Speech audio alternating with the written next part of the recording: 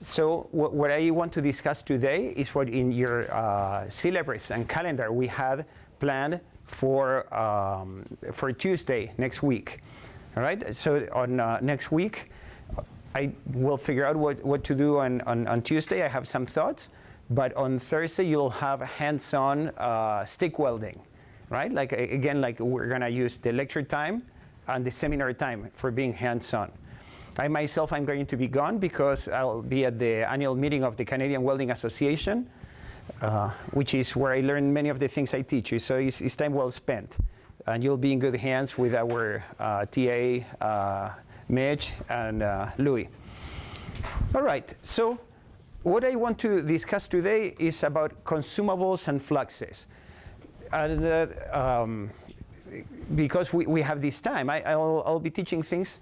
This part I did teach before. The other one at Fluxes will be the first time I teach. So the class so far has been pretty well structured, in which we went from nuts and bolts and glues and welding to the details of welding and MIG and TIG and stick. And now in this class, what I want to bring up is some things you must know that is somewhat similar to the naming of things in welding. Right? And it's the naming of electrodes. Now, I could have taught you that before, but it would have made no sense to you because you cannot tell stick from TIG, from MIG, right? So in North America, anywhere in the world, they have you have a way of calling the consumables. We're going to discuss the way we name the consumables in North America. That is the one that comes from the American Welding Society. And funny enough, although Canada is nominally a metric country, in reality, we use everything in KSI, just like the Americans, right? So, naming of welding consumables. So the AWS is the standard we use, right? And there's standards for everything, from aluminum to steel to low alloy to stainless. And here you have. For the things we're going to be discussing that focus on carbon steel and low alloy, the standards associated with those. You can download these for free from the library, except that there is a problem, which we just learned. I did not know we had this problem, and it is one at a time. Apparently, the system cannot take two people accessing the AWS standards. So if any of you already downloaded them, you're super lucky. So, and if you could try to, what? I think some of these are available through Novel, which doesn't have that limitation. Okay. But not all of them. Okay, the ones in Novel also come like separate, right? Like you have to download the front matter from the table of contents. So, yes, you can download these for free, and I recommend you do it because they're extremely important. And if you go over them, you'll have so much valuable information and you'll learn so much. Some you can download through Novel, as Mitch says. Some you can download through our standards database, that is IHS. Mitch brought it up, and they are willing to expand the number of users. We need to tell them what standards, and I need to put together a list, but you see how the list is going to be built. Right? So download this if you can from Novel. You don't have that limitation. So. It doesn't mean too much to you right now, but as I show you things, you'll have more questions. So this is what we'll be talking about. This is a list of standards, and it's ever growing. I sit on this committee that is for surfacing, but there is every welding consumable you want, there will be a standard associated with it, right? And the standards are long, and they are totally not readable. But when you know what you're looking for, that's the place to go. And I will have little excerpts from standards here for you to see. So I put the Novel there. So let's start with this. Remember when we talked about MIG or sub-arc, those type of things? I'm talking here about MIG wires. And a wire could have any diameter you want, except it's not commercially viable, right? So there are standardized sizes. These are the sizes in inches, and these are the sizes in millimeters. Of course, these are not exactly the same, but they are pretty much the same. And by now, when they sell you electrodes with this denomination, in reality, this is the actual size of the wire, right? And this is as an aside, but you realize that if you're going to weld a thin gauge, right, you might want to use a relatively thin gauge here, a relatively thin wire, right? It kind of makes sense. Thick gauge with thick wire, thin gauge with thin wire. What would that be? Right, like if I have a thick wire, I need lots of current to melt it. And but if I put lots of current on a thin gauge sheet, I'm going to have burned through, and it's not going to be too good, right? So this is kind of a practical thing, which you do not need to memorize, but which we show how wires come at standard sizes, and the really common ones are these two here, right? And for different applications, you'd ask for a standard wire. You don't get to say random things. All right, so here is the meat of this part of the class today. I'm going to go over the different processes, which by now you have heard so many times, MIG or TIG, and flux core and sub-arc welding. Say, when you need an electrode for that process, what the generic name is. Electrodes are a little bit like medicine.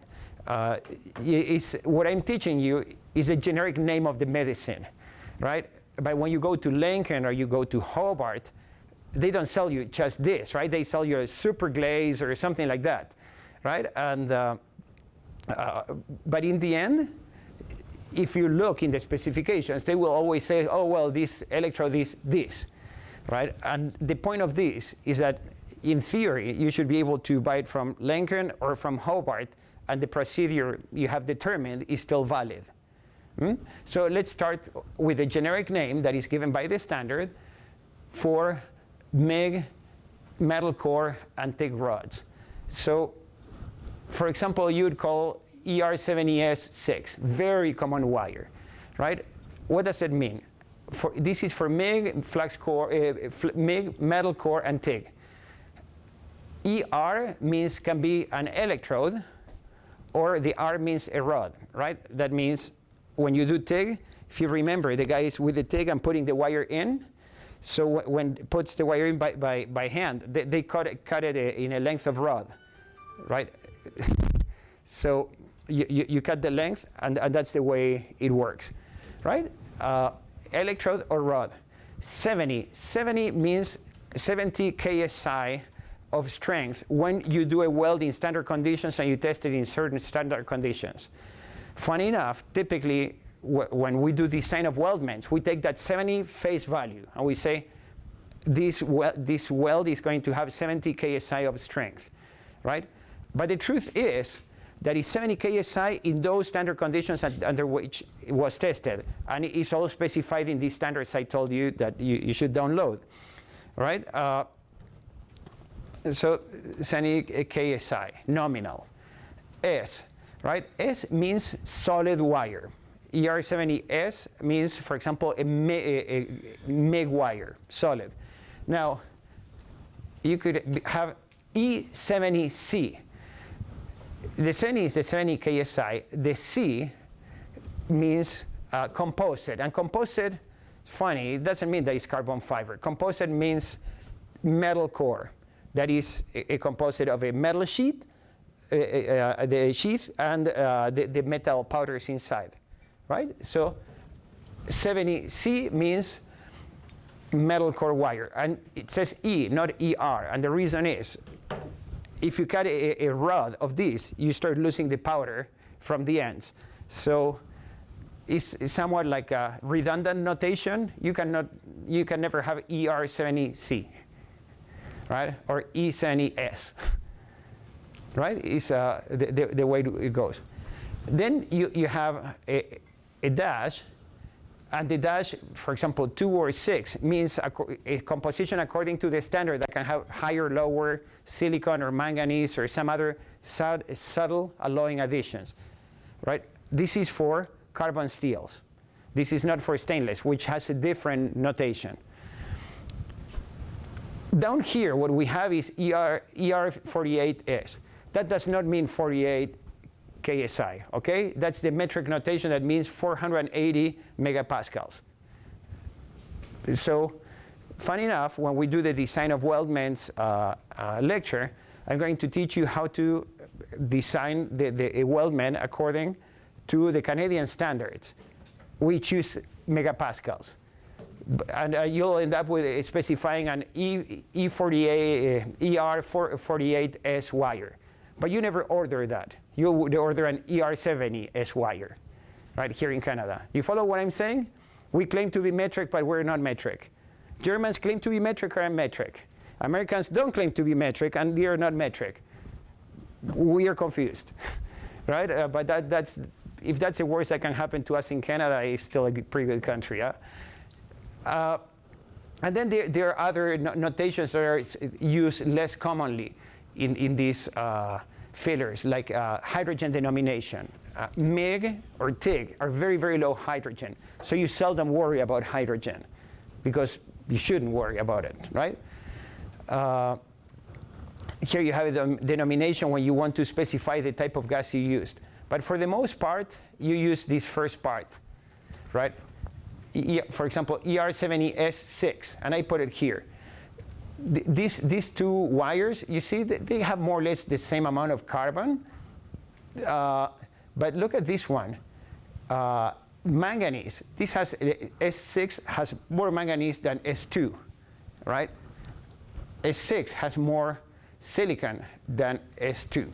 So for the materials people here, if I were to weld both on the same plate, say I have a very clean, idealized lab condition weld,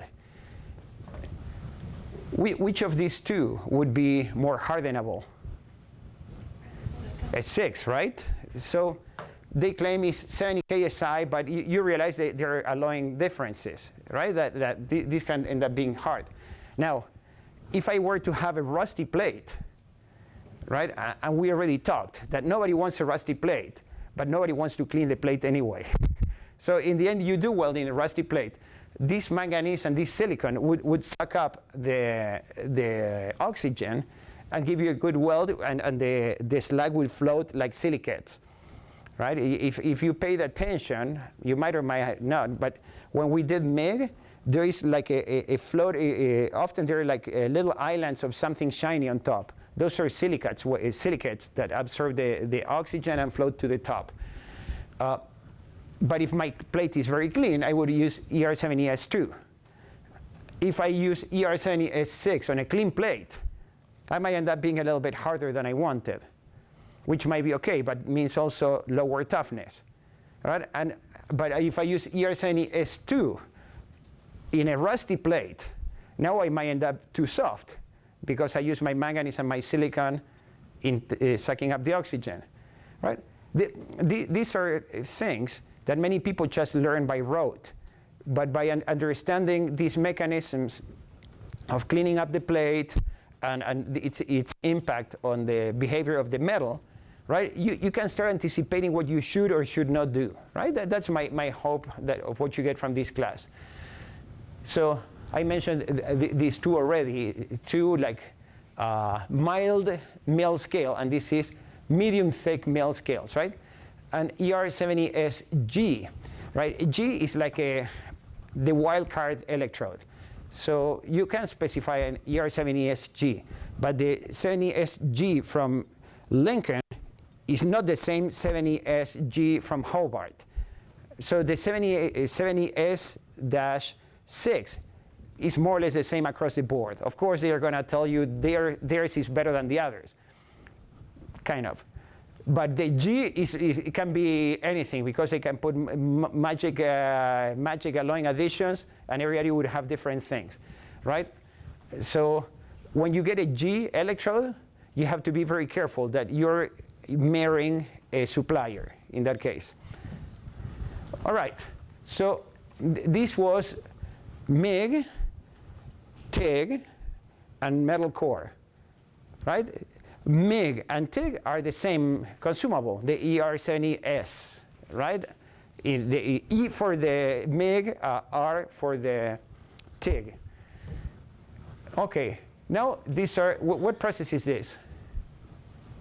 What do we call? Stick, right? No, ooh. Somebody said submerged there. No. This is stick, right? The shielded metal arc welding. Stick, what you're going to be doing hands-on on Thursday, right? And now has a notation that is somewhat similar. E starts with E, which means electrode, right? Same as in MEG was ER, E stood for electrode. What's the difference between an electrode and a rod? Can the rod be an electrode? No, who said no? Okay, why not? I agree, but why? When we're assuming rod, we're not supplying any current. Exactly. They're not part of a current path, the rods, right? So that's the difference. So here we have E, and stick welding is always a rod. You don't have stick welding in a rod, although, funny enough, you do. Let's not discuss about that. There is an exception for everything, and it's horrible, because as you roll it, it cracks. And almost nobody uses that. It's for hard facing. So E for electrode. Now, you have 2 digits that follow. That would be something like 70 or 60, which mean the KSI, according to a standard test, very much the same as the MEG electrode, right? So, for example, if you have E70S6, or you have an E70 something, right? Both mean an electrode that should give you 70 KSI in standard conditions. And then you have 4 digits for the stick welding. The digit number 3, like for example 6010 or 7018, the number 1 means all positions. Where do we have that? Here. All position, that means flat, horizontal. When they say all positions, mean all, but it's not true. They don't mean vertical down. When they say all positions, is all but one position, not vertical down, right? And then the last digit, the 8, for example, in 7018, means the type of flux you're going to have. That also relates to the polarity, right? So, for example, you can have 6010, 60 KSI, all position, and the 0 means some type of flux, right? In this case, it's a cellulosic. 7018, the 70 means 70 KSI, all position, and the 8 means something that is limestone with iron filler in this case. Sometimes you would have an H denomination, right? And here starts to play a role. MEG and TIG, very low hydrogen, but stick welding, you can leave hydrogen. So they can say H4 or H8. That means how much hydrogen you expect from a standard procedure to get in your part. And 4 means 4 milliliters per 100 grams of deposited metal, right? And there is a special way of measuring this. We have it in the lab. Very, very difficult to do, but we do it. We can do it. All right? So here's the example. 6010, 60 KSI. You can have a 118, right? Very strong consumable, right? 118 would mean 100 KSI, right?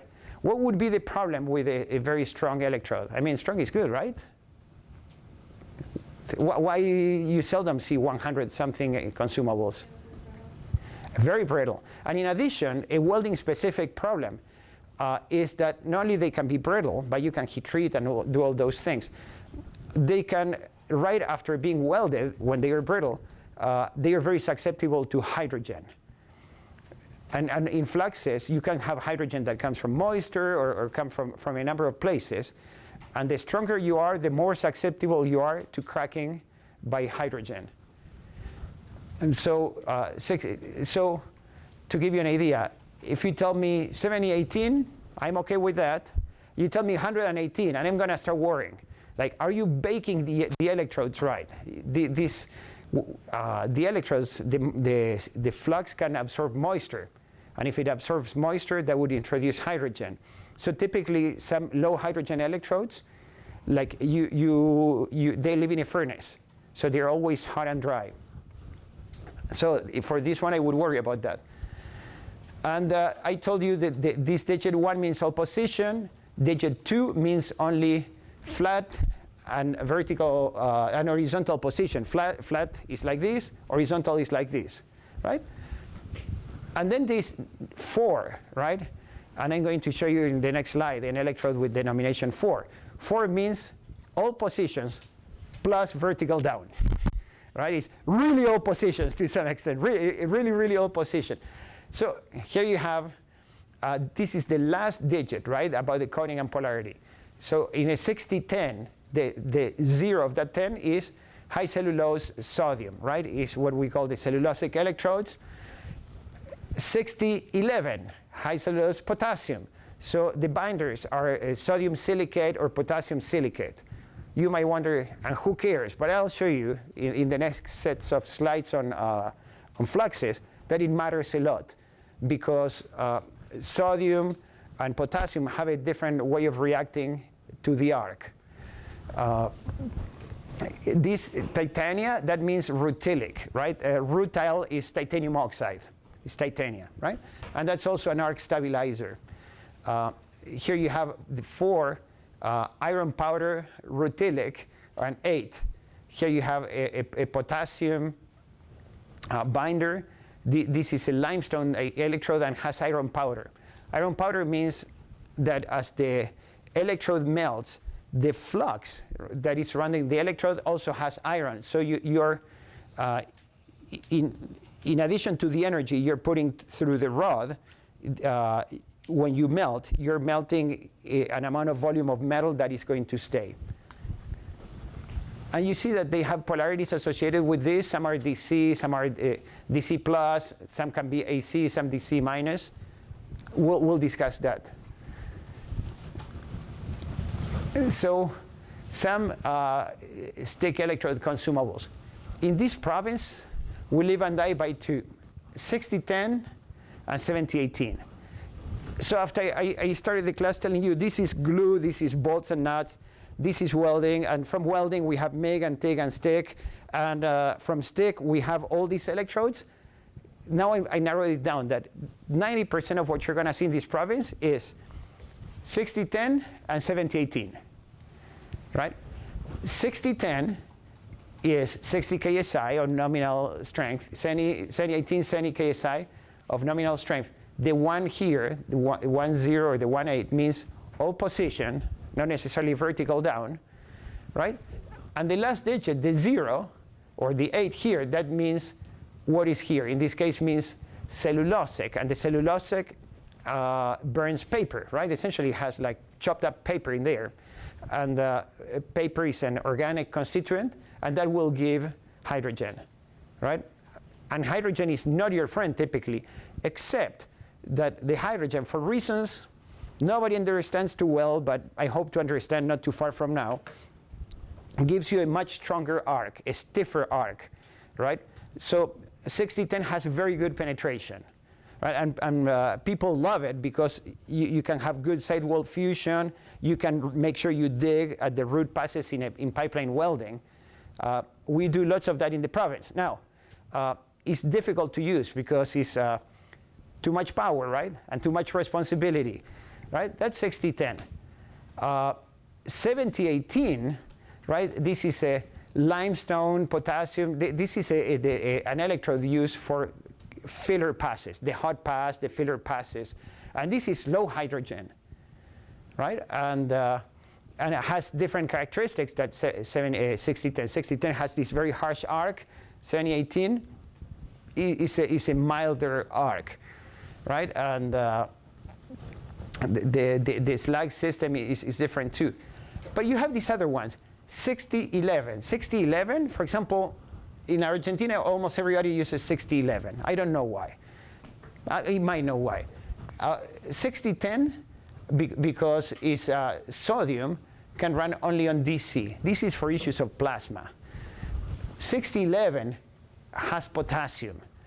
And the plasma behavior, remember the arc is a plasma, the plasma behavior of potassium is more advantageous than for sodium. So this one can run in DC, right? And DC, sometimes you're positive, sometimes you're negative. That means sometimes you're 0. And when you're 0, your arc will want to extinguish. Or at the very least, it's going to get weaker before the other side of the cycle comes. But when the arc gets weaker, you want the gas there to be able to restart the arc quickly. So for potassium, that's easier than for sodium. And that's why you can use this. This has huge implications. I can use a machine that is only a transformer for 6011, but not for 6010. In Canada, my interpretation is people can afford rectifier machines. In Argentina, you cannot afford rectifier machines, right? It means so much, but it's just a little digit. It seems so innocent, right? 6013, and I think 6012 is just related to this.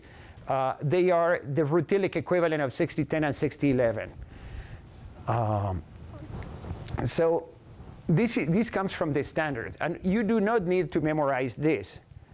Because the people who know this by heart is because they live and die by this. And typically, they know very little outside of this. But here you have your 6010, your 6011, 6012, and 6013, right? That is the Rutilic sodium and potassium, just like this.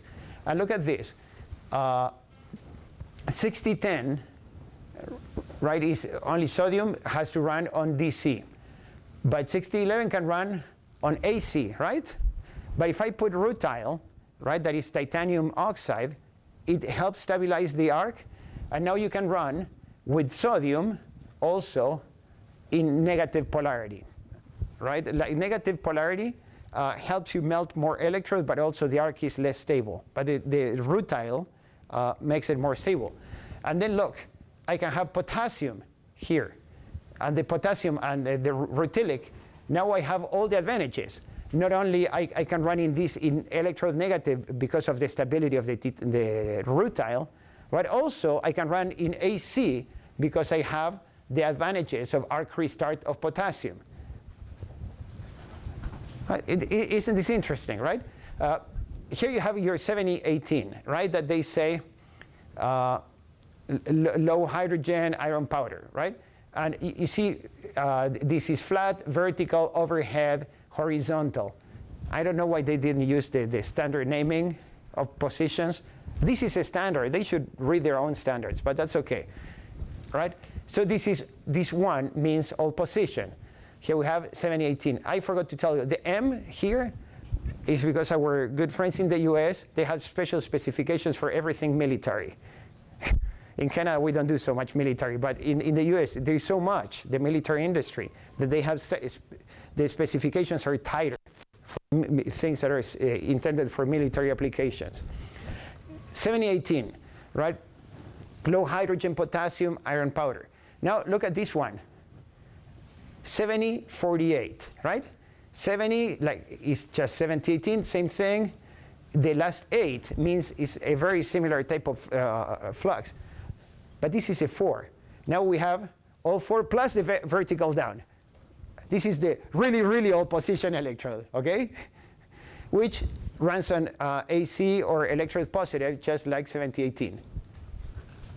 All right, so you cannot memorize all this, but if you look at all the exams, I'm going to be asking, okay, 6010 and 7018 you have to know.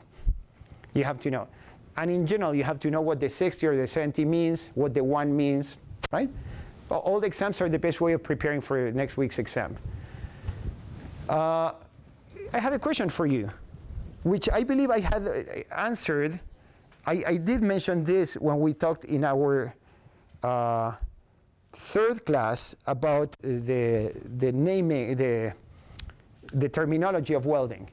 So 6010 is cellulosic. That means high hydrogen. Hydrogen is the enemy of pipelines.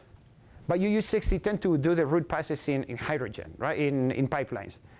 Tell me, if I'm putting hydrogen in the pipeline, what's going on? Because people do it.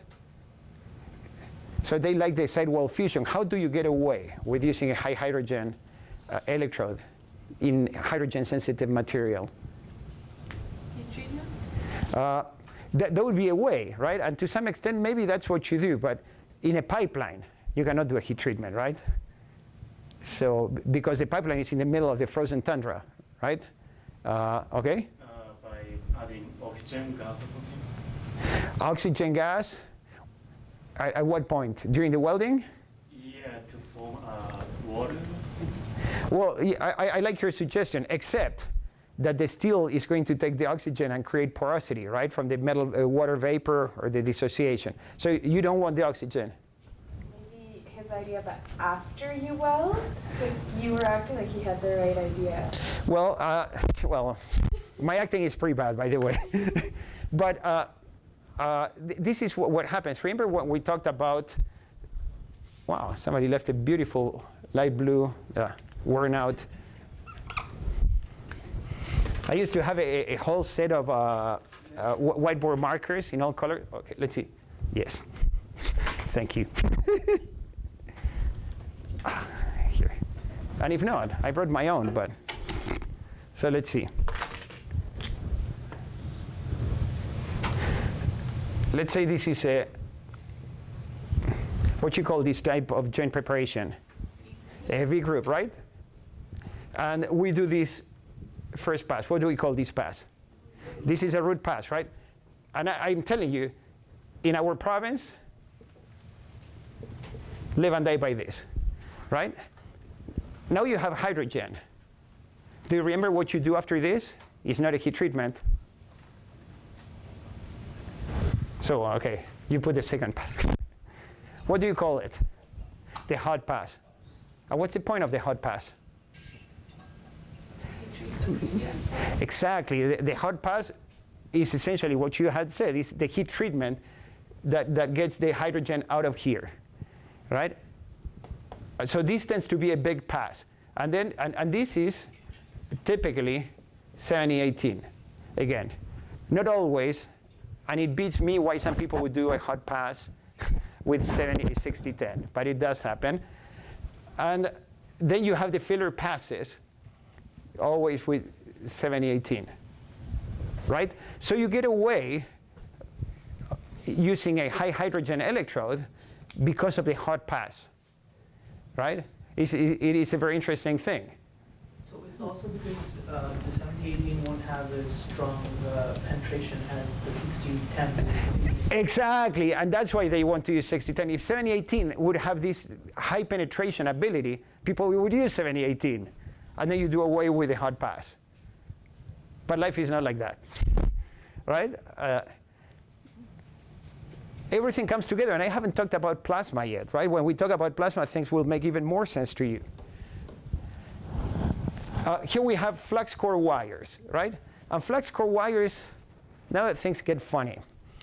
It looks somewhat like MIG wires, right? Here you can have something that says E70, but you do not read it the same way as a MIG wire. The E means electrode, sure. The 7 means 70 KSI, only the 7. The 0 means only in the flat and horizontal position, the 0. So if you see an E70 that is for flux core, means 70 KSI, but the 0 means flat position. If you see E71, it does not mean 71 KSI, okay? E71 means 70 KSI, but for all positions. Now, it's, this is very much the same. The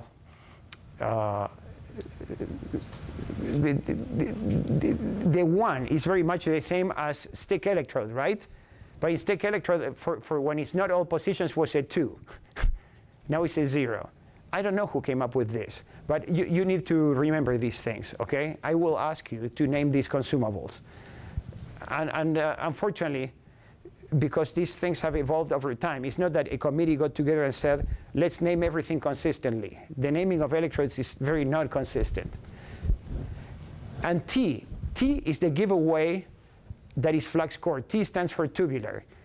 So you can have E70C, that means a metal core consumable for MIG, right? A metal core consumable. But E70T is a consumable for flux core, right? Different animals. They look similar.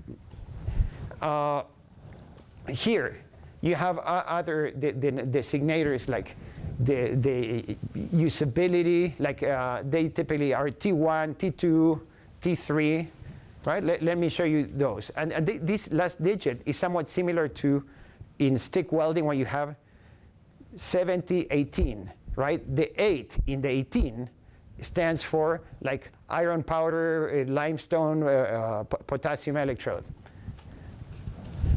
And here you have the denomination for the flux core wires, E70T1, right? And the 0 means only flat and horizontal, right? Here you have E71T, right? And this is the old position. Here you have E70T1, right? And this means the T1, you can run it on pure CO2, right? And electrode positive. If you have E70T2, right, all CO2 and positive, right? Here you have E71T1, right?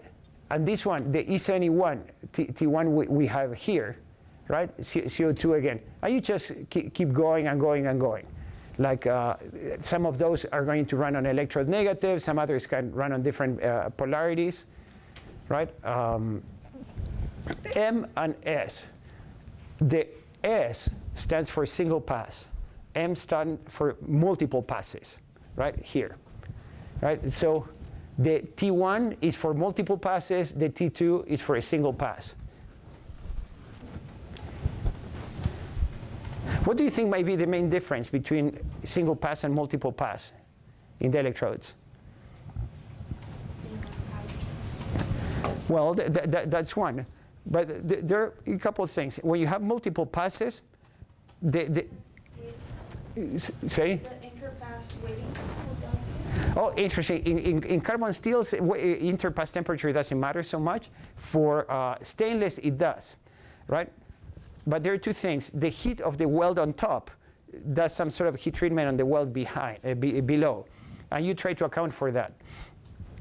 Also, if you do a single pass, typically those electrodes have more ability to pick up oxides and impurities, right? Because that's what you find when you weld on a plate. But when you do multiple passes, the second pass is typically on the previous weld, which is pretty clean, right? So if you do multiple passes with an electrode that has too much manganese and silicon, you might end up with a weld that is too hard. But if you do a single pass with an electrode that doesn't have enough manganese and silicon, you might end up too soft, right? And with porosity from all the contaminants you didn't absorb. Submerged arc welding. Now, this is like a very difficult, right? And it's according to tables. For submerged arc welding, you don't have one way of naming them. You need three things. I don't know why, but it's the way it is. You have the first thing that starts with an F describes the flux you're going to be using. The second thing, E, is the electrode. And the third thing is what the deposit should be, right? So they tell you what flux you should use, what electrode you should use, and what you should get. In theory, if you have the right flux and the right electrode, what you get should be specified too, right? You should not specify it. But okay, so the first digit after F can be FS, for example, and the S would mean that is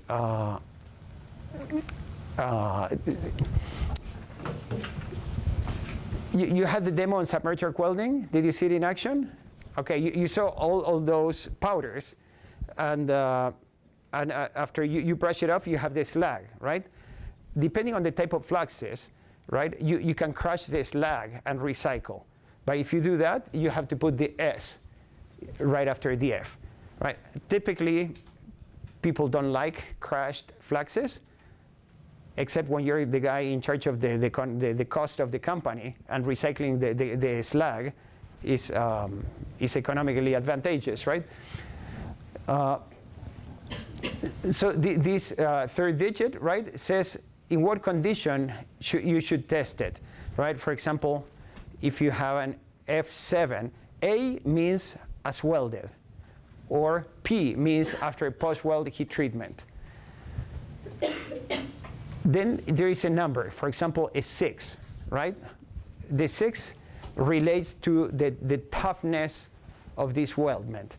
For example, if I were to have an F70 A6, the F means the fluxes, F7 means 70 KSI, A means tested as welded, and the 6 means that after a standard test, this type of flux with some controlled consumables that they say, where do they say? When you use the standard consumables, should give you 20 foot-pounds at minus 60 F, right? The 6 stands for minus 60 F.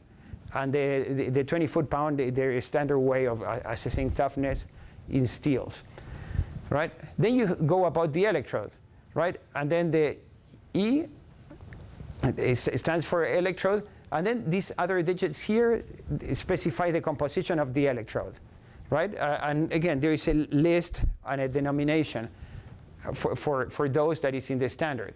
And here is what you should be getting, right? Like, what is the chemical composition of the weld? This is complex, but here's an example. F8A6. So F is about the fluxes, 8 is for 80 KSI, A is for as welded, 6 is because it's 20 foot-pound at minus 60 F. E is about the electrode. Ni3 is that when you go to the standard, this is the composition of the electrode, right? Which, guess what, has more or less 3% nickel. But you should not assume that Ni4 then means 4% nickel. This comes from a standard. And Ni3 is the standardized composition of what your weld deposit should be. This looks a little bit less scary than this, right? This is complex. But you must know how to name these electrodes, okay? Very briefly, I'll tell you a case study. It's not a case study I did, and we found it on the internet, so it's as reliable as the internet is. But I think this is pretty much true. So there is this guy who wanted to compare flux core and stick welding for Imperial Oil in Calgary, right? And this is at the time in which the price of oil was high and everybody cared a lot about improving productivity, and there was money for that. So he wanted to see if flux core, well, he knew it, but it was to test how much better flux core is over stick welding. Remember when I tell you we live and die by 60-10 and 70-18, right? But we're living in 1950 that way, and we're not going to live for much longer that way. So this is long ago, and people were already thinking, can we move out of stick welding? So the stick electrode to be replaced is 8081G, right? So 80 KSI, right? 8018, sorry, 8018. The 18, right? Remember the 7018? This is the same thing, just stronger. A little bit more alloying elements. G. G means whatever, I don't know who the supplier was, but they were married to this one supplier. Because the G is the wildcard composition, you put whatever you want. The companies are bound to stick to it, but each company has different meaning of G, right? They require a preheat, right, to prevent hydrogen cracking. So in this case, right, sometimes the hot pass is not good enough, and you need to preheat things before you weld them, right, to let the hydrogen go out. In comparison, they had flux core E71T1, right? E is the electrode, 70 KSI.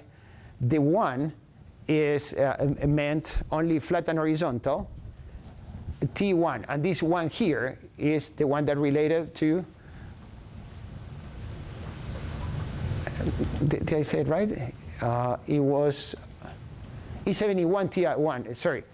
I said it wrong. The 1 is all position, E71 T1 is all position, right? Which is what you want for welding pipeline. 71 T1, right? And there you go with what that was. So that had some CO2 shielding. This is not self-shielded. And it worked very well in overhead when in pipelines you're at the 6 o'clock, right? You're welding overhead. And after testing, they saw 90 KSI of tensile strength. So it's funny, right? If I ask you what is the strength of E71, you'd say 70 KSI.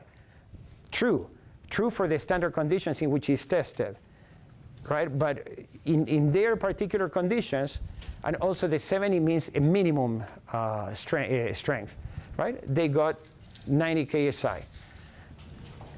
So with flux core, they could use a narrower bevel, right? And these are details of practical details of real welders. I don't know exactly why they could reduce the bevel with flux core, that they couldn't have done it with 6010 or 7018. I think that must relate to the grinding, because in stick welding there is lots of grinding you do. So they could have a narrower bevel and reduce the number of passes. They could reduce the preheat, right? Now, if you think flux core would have less of a problem of hydrogen cracking, the position rate of flux core was 2 to 4 times higher than stick welding, right? When you weld with stick on Thursday next week, you're going to realize it doesn't go too fast, right? Reduce the number of weld layers, but more importantly, reduce the arcs, starts and stops by an order of magnitude. Of course, one thing, you have a rod, you go until it runs out, and the other thing, you have the wire constantly unspooling. And so with flux core, they could put more current too. So with more current, you can deposit more material, you go faster. You make sure you have a good weld fusion and all those things. And in the end, for a 16-inch pipe, they took like 75% less time, right? It's a lot faster.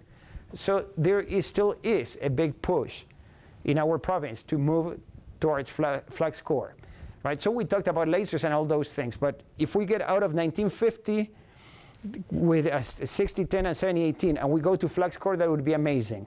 Places like Nate, they already teach flux core more than stick welding, right? And these are the reasons. Lots of cost savings. So in this example that is in the notes you have, and you have the link to the web page, you get to see how changing the electrodes and the welding processes can end up in big time savings.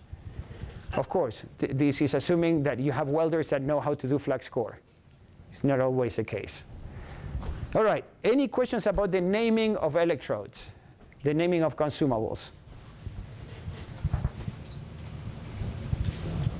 All right, so it's a little bit dry. All these terminology things are horrible, but in the end you need them. Okay, so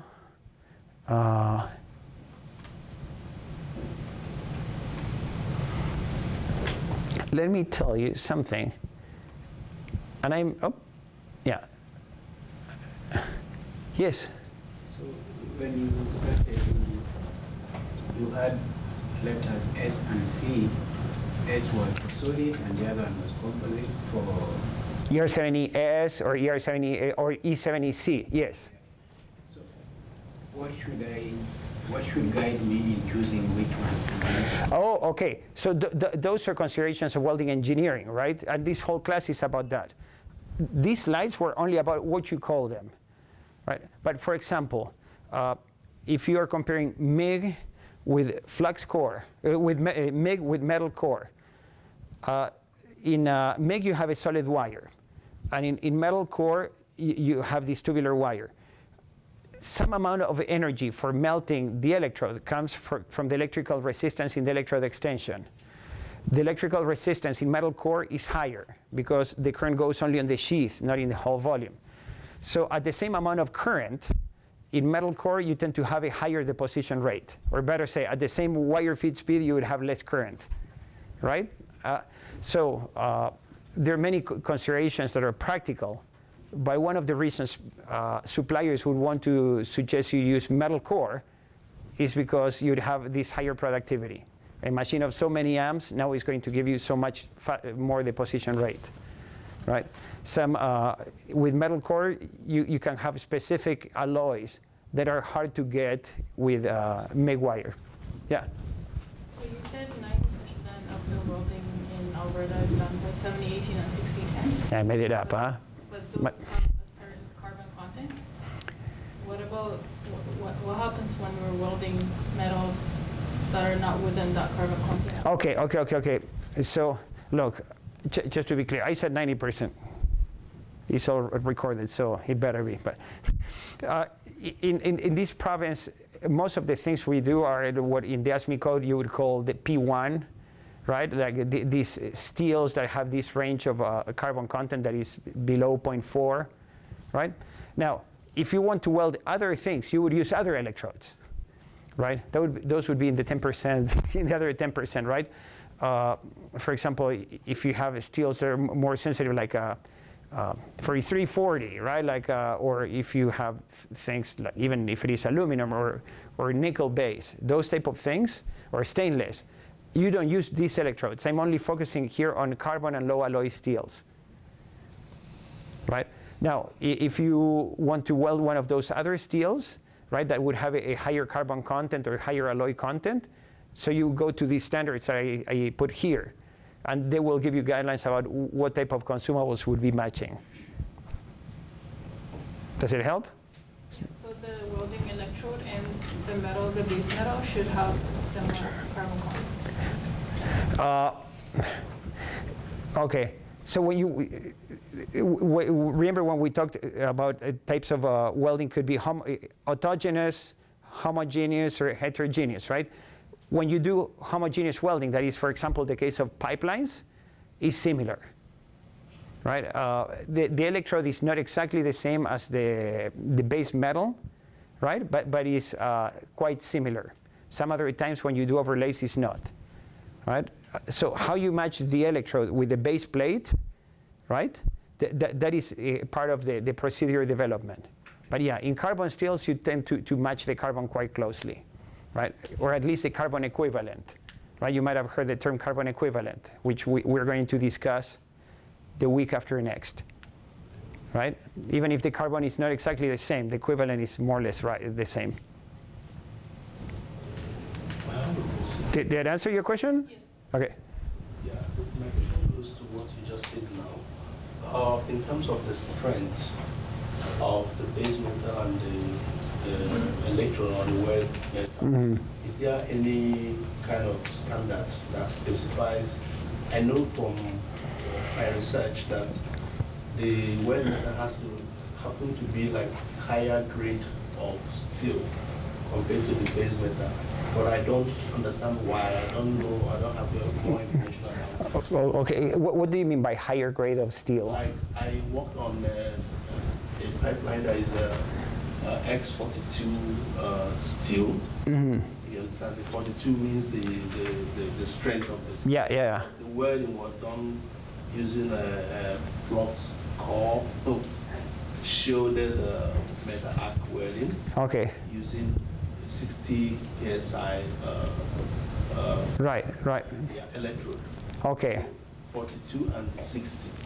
So, Right. Okay. There are a number of things. I don't know the codes for pipelines, but those are clear. Let's start with this. How do you match the electrode and the base metal? For example, for civil constructions like steel buildings, that is in the code, and we are going to learn that in class. So it says you have this steel, then if you want to have a matching weld, this is the electrode you use, right? I don't know the code for pipelines well enough to know if they say something like that or not, but in pipelines, right, sometimes people overmatch or undermatch the weld, right? And one of the things to keep in mind, I don't know this particular case you mentioned. It's more acceptable, like it's better to have. Right. When you have what they call strain-based design, that if the pipe is going to bend because the ground moves, you don't want to concentrate that strain in the low strength of the weld, right? So you would do that overmatching. Now, sometimes the specifications are for yield strength, and sometimes the specifications are for UTS. So in the case of electrodes, the 70 is UTS. I wasn't clear about that. When you say it's 7018, the 70 is UTS. Now, when the steels that are specified for civil construction are specified by yield strength. So it might look like there is a mismatch there, right? But in reality, for civil construction, there is no mismatch. Actually, there is a good match, because yeah, exactly. I don't know the code for pipelines well enough to know if that's not something that is going on there. Still same thing with me. I had not Okay. much information about that. But the code, again, the code is Z662, I think is for Canada. Download it. You have it, and you learn. But then you tell me. Teach me. Yeah. The 42 he's talking about is the yield. Okay, there you go. Okay. Right. Right, and it's 42. The 42 is 42 KSI? Okay, so there you go. So then there are tables typically that say what the UTS, the matching UTS should be. Yeah. Right? Yeah. All right. So I never taught this before, and we have 20 minutes. I'll see how far we go. I don't think we can do all of it, but I wanted to teach you a little bit about fluxes and what role they have and what things to think about them. I have never found in any book or in any other presentation somebody who talked about fluxes at large. Fluxes have many functions, which I listed here. And you typically have people who concentrate on one of these functions. But the truth is that when you do flux formulation, can be so, changing one element will change so many things, right? And the one who did most of the finding here was Vivek. He's now an R&D engineer with Lincoln Electric, and he did his master's thesis on submerged arc welding, so he had to learn lots about fluxes.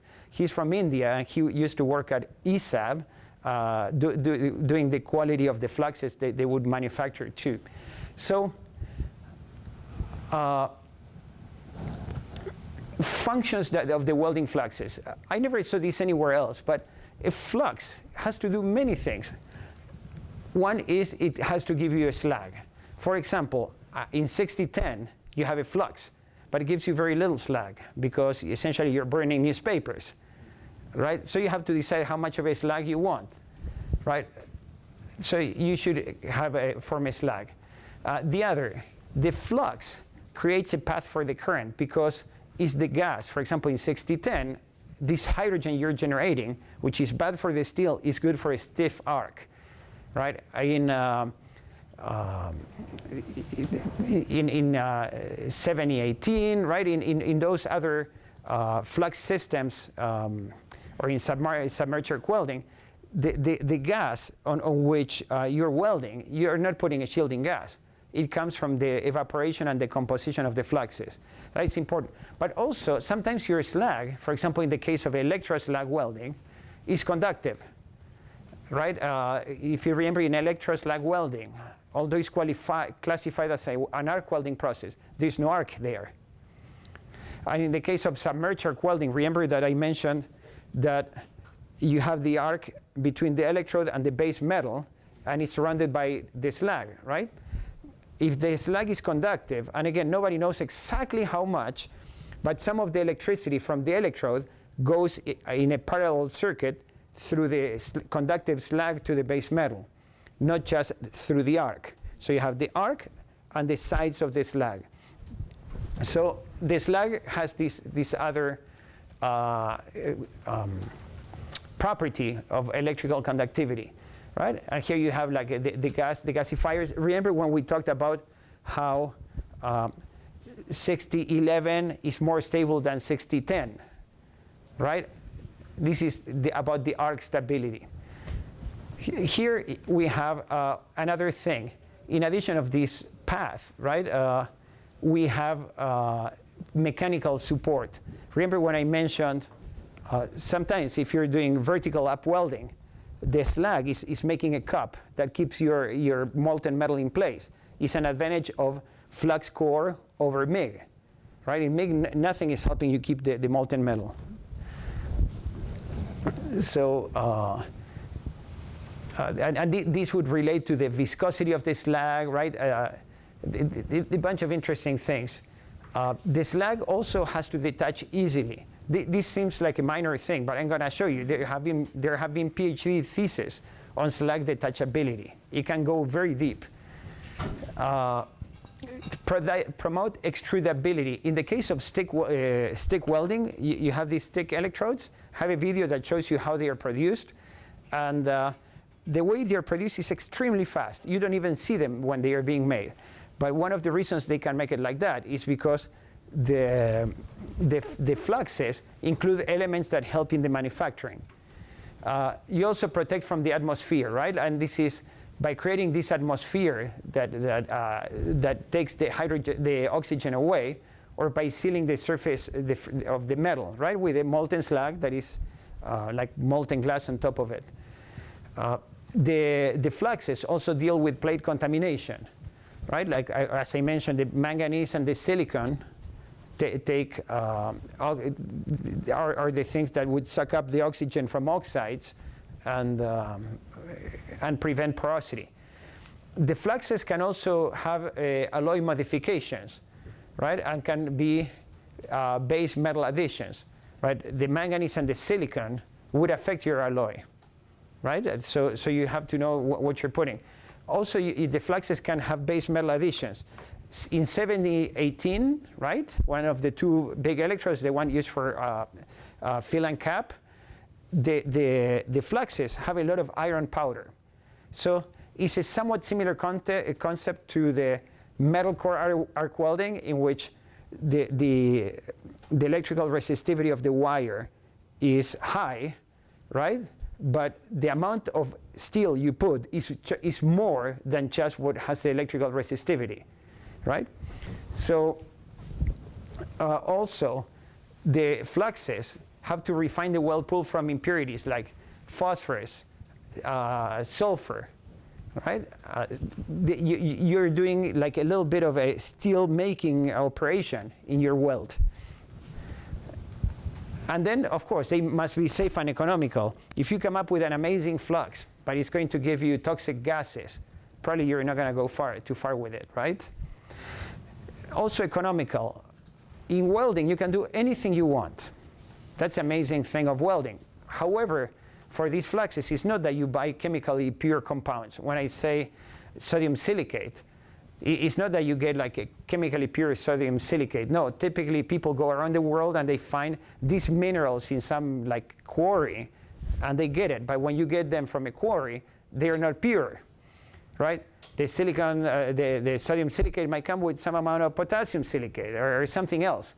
So one of the challenges of people doing the formulation of fluxes or doing quality control in a manufacturer of consumables is that as you're in different parts of the quarry, you're going to give me different minerals, and I don't have the chemically pure things to keep always the same. So I'm constantly going to try to balance things in a way that the welder always sees the same, even though the quarry is not the same.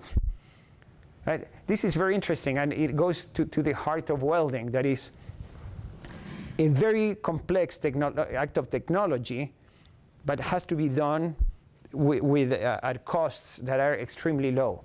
This is not like aerospace. which you're going to buy a block of titanium and get a tiny part and you're still happy. No, this is costs are very, very important. So about the slag formation, I'm going to go through these things one by one as far as I can. So slag formation. Slag is an interesting thing, and I'm not an expert in ceramics. We have one in the room, but I'll tell you what I've been told. And if anybody knows better, please correct me. So one of the key elements in slags is silica. For some, you not always have it, but almost always you do. Silica. And silica make this kind of a polymeric chain. Here you have silicon, right, that has a valence of 4. Here you have these oxygen atoms with a valence of 2, and then make this chain, right? You can have other things too. But if we think of this slag former that would be making this polymeric structure, right? This will have a given viscosity that is associated with temperature. And this viscosity is going to be associated with disrupting this network, this polymeric network of silicon and oxygen, right? So when you have this slag, when it's solid, this can be amorphous or crystalline. Sometimes they have a crystalline structure that in ceramics is quite complex. It's not FCC and BCC anymore, right? Or can be amorphous. And something you want, right, is that when you have a crystalline structure, what you want is that the liquidus of the slag, right, when you would melt the slag, that should be lower melting temperature than the metal. Why is that?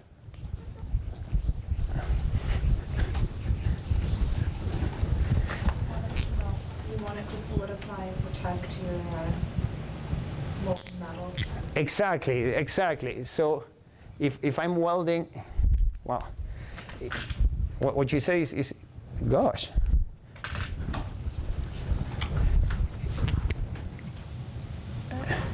Right. Now let's make a better one.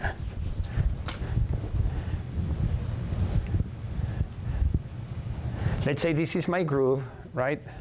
No, I don't like it again.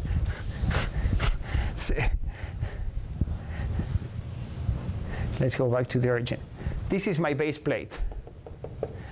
This is my weld. I'm making a bead plate. Right? This is molten metal. This is liquid. I want the slag this would be the slag. I want all this part to be liquid because the molten metal moves, right, with the arc. And as the molten metal moves, I want the slag to move with it and protect it. So I want the slag. You realize also that this is a melting temperature, right? This is liquid, this is solid, this is a melting temperature. This temperature here is higher or lower than the melting temperature? Lower, of course, right? Because it's solid, right? So this part here, the temperature of solidification of the slag is lower, just so you can accommodate for the motion of the molten metal. So it's quite interesting. And you will have, I'll teach you formulas so you can calculate where this point is and you can understand how far behind, for example, your bead is your solidification, your slag is still liquid. Right? Okay. About arc stability, right? We will be talking about the arc properly soon. So right now I'm going to be waving my hands. But remember in the first class when I said the arc is 3 times the temperature of the sun, of the surface of the sun. And the reason it's so hot is because the current that goes, it generates the heat by Joule heating, and the gas is conductive because the electrons are loose. So an ionized gas, a plasma, has many similarities with a metal in the conductivity, in the mechanism of electrical conduction, right? So a gas is going to be more conductive, or is going to give me a more stable arc, or give me a more controlled plasma if it is easy to lose the electrons than if it is difficult, right? So if it is very easy for me to steal an electron from this chemical element, then I can start generating some electrical conduction. If it is very difficult to rip off the electron, it's not going to be easy to generate electrical conduction, and it is going to be what people would say as an unstable arc, right? And when we have unstable arcs, we can have erratic metal transfer. Okay, so what we have here is, these two graphs are not too good because they're in very different scales. This is 15 to 40, so it's between here and there, right? And you get to see, this is a standard, what they call the basic flux, standard submerged arc welding flux of experiments we did in the lab. Now here, this other one that has a different scale. This is a calcium fluoride flux. Right now you don't know very much about these things, but fluorine is very difficult to steal an electron from fluorine, right? So I would have expected this to be a more unstable arc. And what you get to see here, indeed, is you see all these big jumps, right? They talk about the instability of the arc. An unstable arc is not intrinsically bad, but you have to know that that is a problem you have, that maybe is to make up for other things you wished. But you have to start understanding those things. Here we have, this is work that was done in Colorado School of Mines. I used to be a professor there, but it was long before me. This is purely empirical. There is no clear explanation behind this. But how, if you add different constituents to your fluxes, how the arc might be either more stable or less stable. So for example, potassium stabilizes the arc. Sodium stabilizes the arc, right? Potassium and sodium is what you have in 6010 and 6011, right? Now I'm going to do this slide again when we get into plasmas, but this is a super cool slide. On the horizontal axis, we have atomic numbers. So essentially, we're going over the periodic table here. And each of these, right, are rows in the periodic table that start with the alkali metals and end up in inert gas, right? Each of these is a row. And the vertical axis is the ionization energy. The ionization energy is how much energy I will spend in stealing an electron away from this element, right? So when the ionization energy is low, it is easy to steal an electron from my element. When the ionization energy is high, it is difficult to steal the electron. So look at this, 6010. To steal an electron from sodium would give, I need a little bit more than 5 eV, right?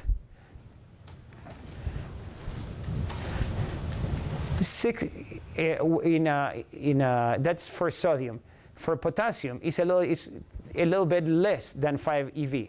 6010 was done with sodium silicates and run only in DC. 6011 is done with potassium silicates, and now it can run in AC because it's giving me a more stable arc, because I have less energy of ionization, right? Isn't this pretty cool to see in action, right? This is super cool to see in action, right? In the arc that forms, there will be iron and manganese vapors with this amount of ionization energy. So you realize how the sodium or the potassium is helping stabilize the arc. Let's skip that one. So here we go. 6010, electrode positive, 6011, electrode positive and AC means you can go through the zero. And then when you have rutile, the titanium oxide, right? You can also revert the polarity and have it in, funny, this typically would say DCN2, right? And you can have it run it in AC, and here in 6013, depends on if it is sodium or potassium, is more and more stable. Welders, they don't know these differences. You just give them an electrode, right? And they like it or not. You don't know how to weld, but they don't know this difference. So until you become an awesome welder, this is your advantage, understanding these things. So in this image, this is images we have done in the lab. This is a standard flux from Lincoln, and this is a flux that was custom made for us, that has lots of calcium fluoride. In this case, you would have this arc length, right? In which it's an oxide-based flux. In this other case, you would have a fluoride-based flux. Fluorine, let's see if I marked it here. Okay. Fluorine, right, has a higher ionization energy than oxygen, right? So the arc is less stable. Not only is less stable, but also is going to be more resistive, right? It takes more energy to go through this arc. So when we told the welding machine to have the same voltage, the welding machine gave us this arc length in an oxide-based flux, but this much shorter arc length in a fluoride-based flux. But these type of things, nobody knew because you don't get to see inside the arc. People could guess because in fluoride-based fluxes, sometimes you have short circuit events. In oxide-based fluxes, you typically don't, right? So this goes back to saying how the fluxes can affect the gas that creates the arc. All right, this will be the last slide. About the mechanical support for the weld bead, right? The factors that matter, viscosity of the slag, right? The density of the slag. Should the slag be more or less dense than the weld metal? Less dense, so it floats, right? Super important. The freezing point of the slag, that is what we discussed here, right? The freezing range of the slag, because the slag goes through a range between solid and liquid, right? And if this range is large or small, you have different behavior of the slag. In that in-between range, it looks like it's very, very viscous and is gradual.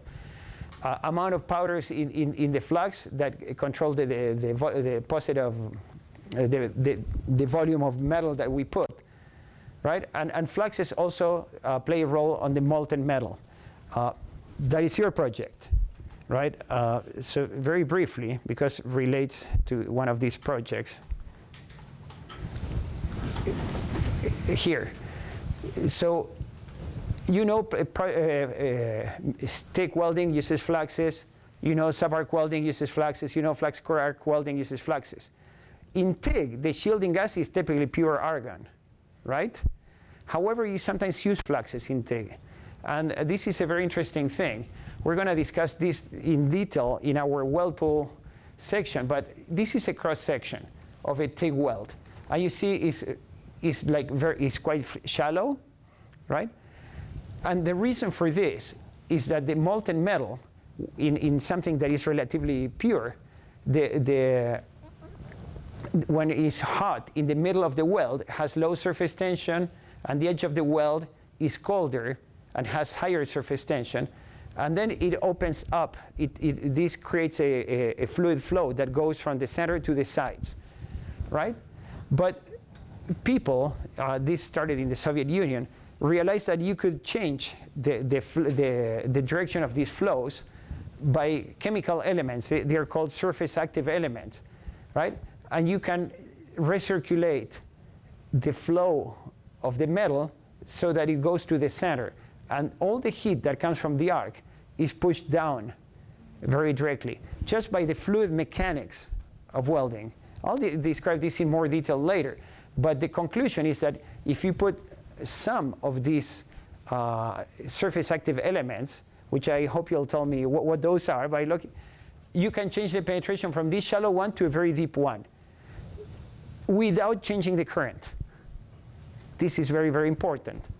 Okay, any questions about the, any questions about the fluxes, what we did so far? All right, let's stop here. I believe we have a DBR lecture today, right? For those in MADI, in CME, the graduate students? Okay, so you're ready to go. Thank you very much.